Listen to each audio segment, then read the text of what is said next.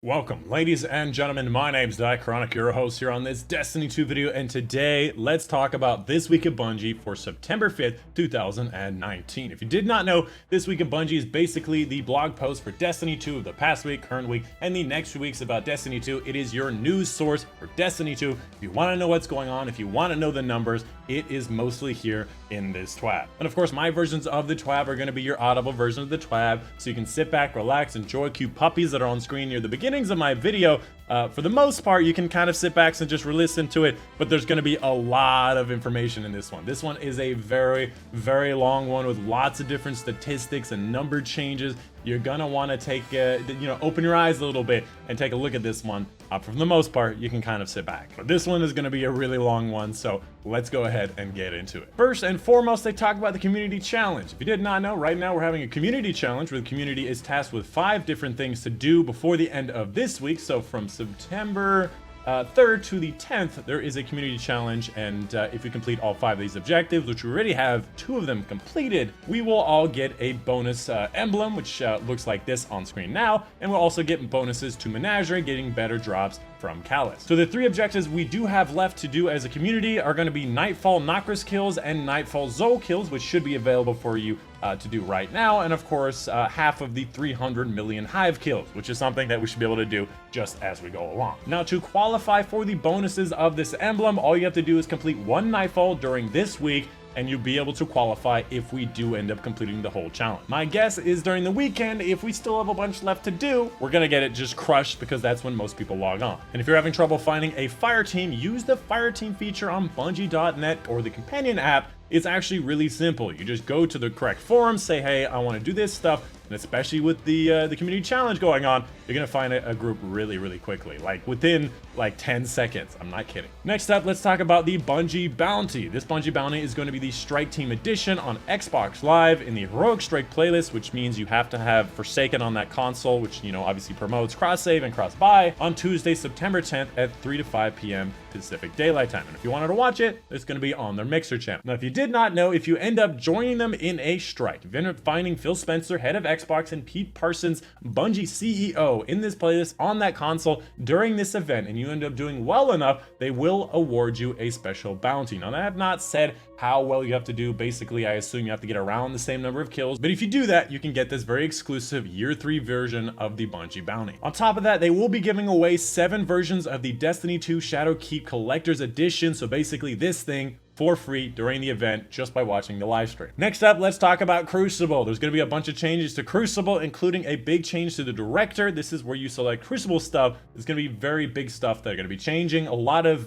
game modes are going to be split into different things and give you more options of what you can do. First of all, they've removed quick play and competitive from the director. A replacement for quick play is going to be Classic Mix. It allows you to play things like Control, Clash, Supremacy, I assume in a 6v6 game mode, which is connection based and not skill based. Next up, the competitive playlist has been replaced with a 3v3 survival, which awards glory, and a solo queue survival for those people who don't want to get stomped by sweaty teams. And on top of that, there's also going to be a 6v6 control in its own playlist. And then lastly, there will be a weekly 6v6 rotator and a weekly 4v4 rotator. I know I just punched my mic. That's okay. You'll get over it. In this particular playlist for these 2 rotators, there'll be things like Clash, Supremacy, Mayhem, Lockdown, and Countdown. I also wanted to mention, just scrolling down here, going to skip a couple things here. They're also going to be adding back elimination to Crucible Labs. So in this section here, you can see this little vial thing. This is Crucible Lab, where they test out new game modes. Honestly, I feel like they should bring Scorch back. That was pretty cool, but elimination is going to be in that playlist, which is something that a lot of people have been looking forward to. Next up, let's talk about a couple of the maps that are going to be removing from PvP, so there's not a lot of maps in the rotation. This includes Dead Cliffs, Legion's Gulch, Retribution, Solitude. All of these, I'll put pictures on screen so you have a better idea of which maps they will be removing. On top of that, they will be introducing some new and returning Destiny 1 maps, including Widow's Court and Twilight Gap, some big Destiny 1 maps people did like, and a new map called Fragment, which is basically going to be this map. Next up, there's a section on on heavy ammo sharing. If you did not know, in Shadowkeep, in all 6v6 modes, it will no longer just be one person gets the heavy ammo brick. It will now spawn heavy ammo for your whole team for 7 seconds. So basically, if you get to that brick and within that 7 seconds, you can get some heavy ammo. That will give you less heavy ammo than we currently have in heavy ammo. Again, that is only for 6v6 modes. In 4v4 and 3v3, you'll still get a personal ammo brick only for you. Next up, they've done a couple changes to the rank systems, the streaks and floors. Your streak will no longer be ended by a loss. In the Valor and Infamy streaks, it will be lowered by 1 for a loss, and in Glory, it will be lowered by 2. And on top of that, you can't lose Glory below Fabled rank. So if you are below Fabled, you won't lose Glory for losing, but if you're above that, you can lose it. This next section talks about the competitive matchmaking updates to skill and glory.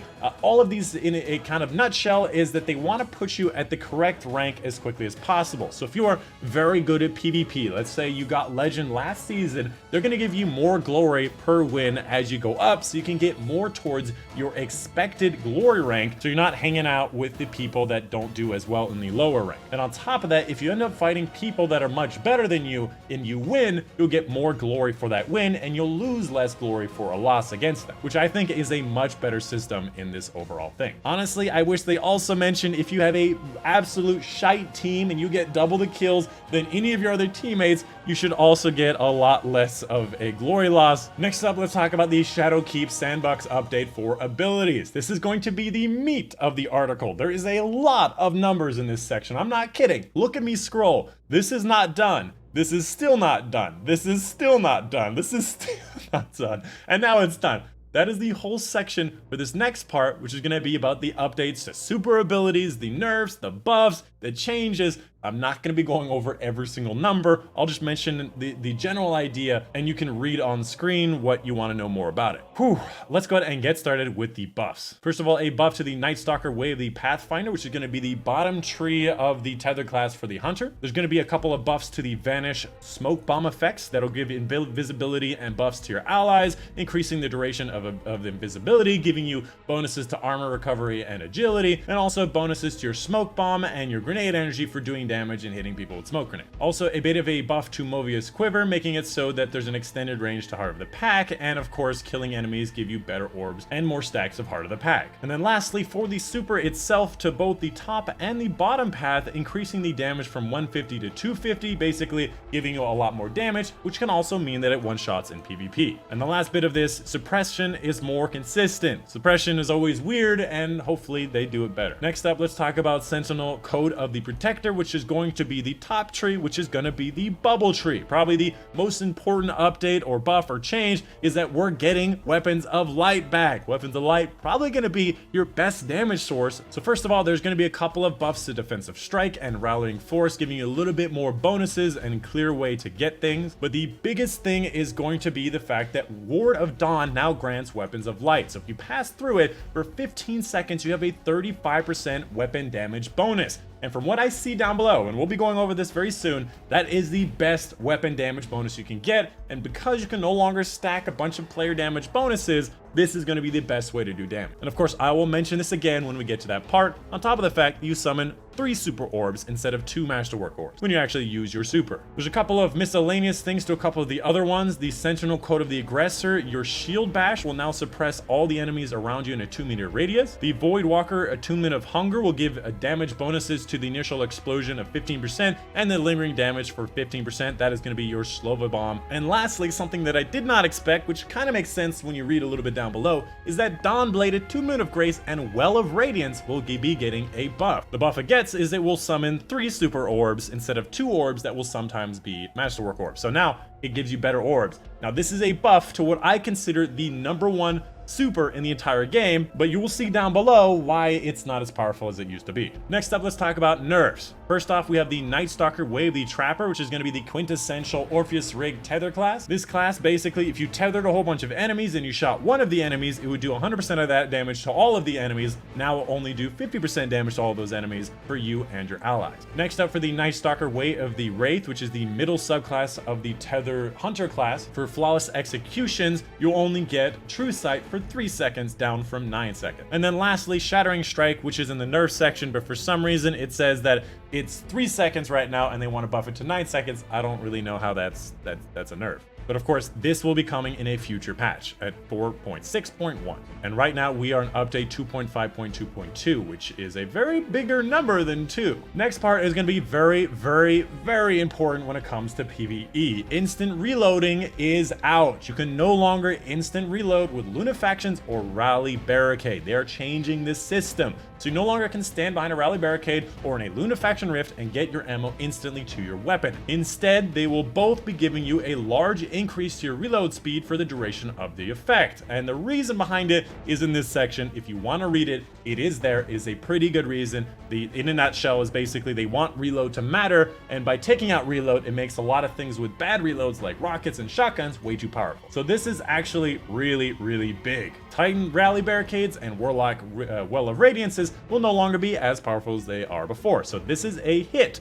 to the Well of Radiance. There's another hit coming very soon. And the very last thing I wanted to mention about instant reloading is going to be Whisper of the Worm. A lot of people threw it by the wayside because it no longer gives you free ammo, but because Titan Rally Barricades and Lunafaction Boots no longer automatically reload your weapon, reloading automatically from reserves, especially with the DPS you can do with Whisper right now, and the DPS for all of the other weapons is going to go down the shitter. Whisper of the Worm is going to start to become really, really good. Next up, they wanted to nerf the super energy regeneration. Basically, across the board, they have reduced a lot of the ways you get super energy. You can see on screen the ways that you get them. Basically, they cut super orbs and masterwork orbs in half. They reduce kills and assists by 25%. And fun fact, an assist gives you about half the amount that a kill does. That has been true before and is still true now. That's just a fun fact I didn't know. On top of that, killing an elite gives you 0.96%. That's very specific. A super orb, 7.143%. It is optimal. This is so weird. Next up, let's talk about damage multipliers. This is going to be another very, very important section when it comes to PvE. In a nutshell, the player damage buffs will no longer stack. This is a very, very important thing. This entire section of paragraphs kind of gives you examples and reiterations. This section gives you the information. So bonus damage effects that apply to all the player's weapons simultaneously will no longer stack multiplicatively. Instead, the highest application bonus is used instead. Now, before I read this section, I want to move on to show you the exact number. So things like Frontal Assault, 20%, Sun Warrior, 20%, Well of Radiance, 25%, Weapons of Light, 35%. So right now, the best, literally the best player weapon or player damage buff is the Weapons of Light. So no longer is Well of Radiance really that necessary outside of healing you. There are some notable exceptions to player damage buffs that will still stack, including things like Rampage, Kill Clips, or exotic weapons that have their own damage buffs. That would include things like Bad Juju, String of Curses, I assume Whispered Breathing from Whispered Worm.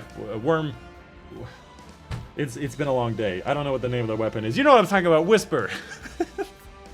Whisper of the Worm, oh my god. On top of that, if you do have multiple buffs and the highest buff runs out, the second highest buff will take in effect after that. And of course, here is a list of all of the player damage buffs that are affected by this change, including Empowering Rift, Frontal Assault, Guiding Flame, Sun Warrior, Inertial Override, Well of Radiance, Lumina/Noble Rounds, and Weapons of Light. These are all the player damage buffs that are affected. And the last notable exception is going to be Vengeance from the One-Eyed Mask. This will still stack with all of the different buffs. Now, moving on to enemy debuffs, which I assume is exclusive from player damage buffs, and I assume you can stack these with these. Now, none of these have ever been able to stack with each other, so my assumption is just pick your favorite out of this list and stack it up with Weapons of Light, and you'll be able to do the maximum damage that you can. So there's going to be a couple of very important things to know. First of all, Shadow Shot now gives you a 30% damage bonus. Tractor Cannon gives you a 30% damage bonus for all elements. No longer is it the 50% plus 33%, and in PvP it's 50%. Hammer Strike is down from 50% to 30%, but it's also increased to 10 seconds, up from 6 seconds. Similarly, Shattering Strike, which I think is part of the Wraith Hunter subclass, which increases the damage to 30%, down from 50%, and just like Hammer Strike, is now 10 seconds, up from 6 seconds. So in general, it seems to me the best way to get a damage bonus is to hit the enemies with Hammer Strike or Tractor Cannon and then Weapons of Light. That seems like the best damage bonus right now if you want to do DPS to bosses. Next up, let's talk about some reductions to the super damage resistance. Across the board, there's a lot of changes to the resistance. First of all, you're not going to be getting super damage resistance for Masterwork Armor,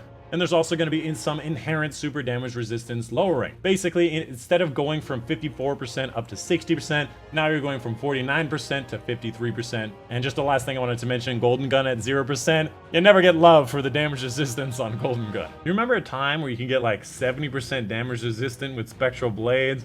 Wow, that was quite a time. And that is going to be it to the statistics section. Hopefully this video is not too long with that section. Let's go ahead and move on to the armors. They've got a lot of little spinning armors for us to look at, so let's go ahead and get started. First of all, the Dreambane armor set, that's going to be the Moon set. You probably can get it from one of the vendors in the Moon or randomly dropped on the Moon, which all look kind of cool.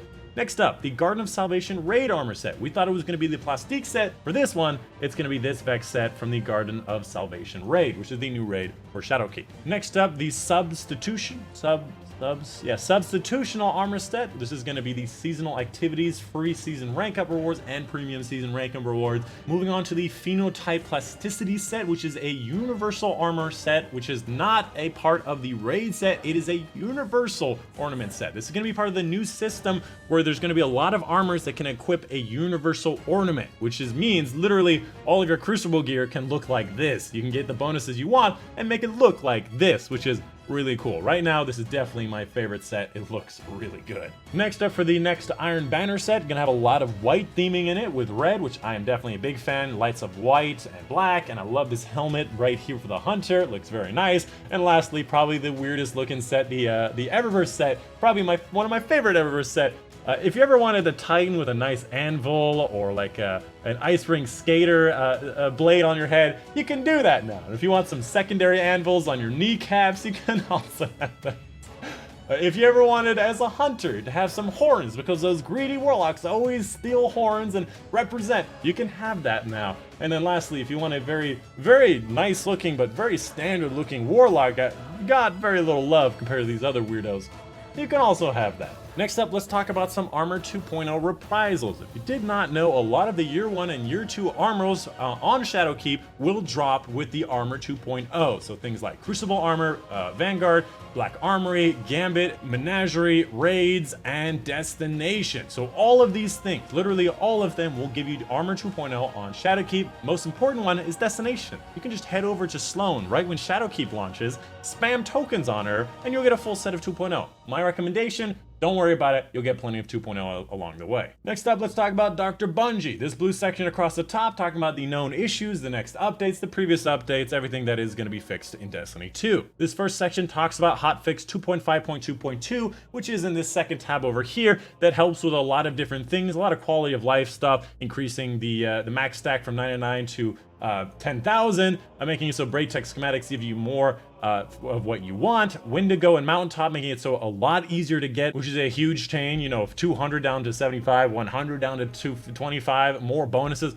Lots of great ways to get both of these things.